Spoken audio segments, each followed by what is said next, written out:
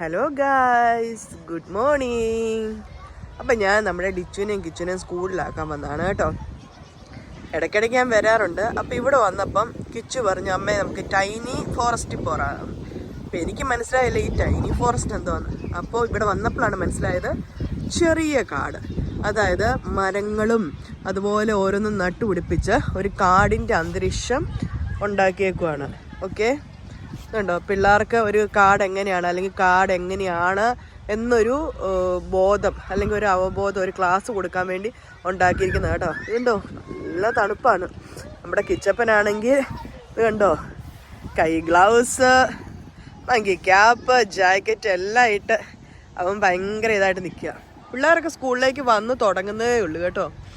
എന്താ ഈ കാണുന്നതാണ് എൻ്റെ കൊച്ചു പഠിക്കുന്ന സ്കൂള്.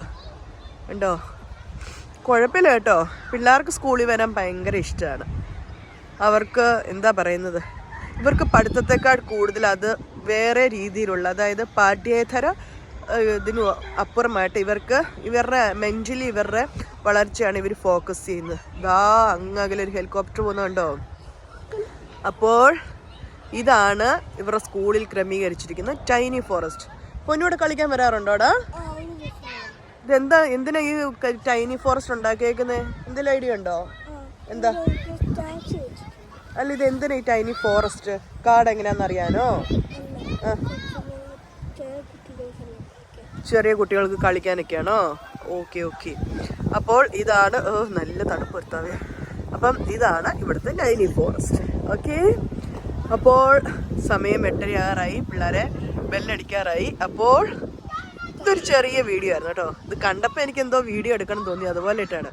അപ്പോൾ എല്ലാവർക്കും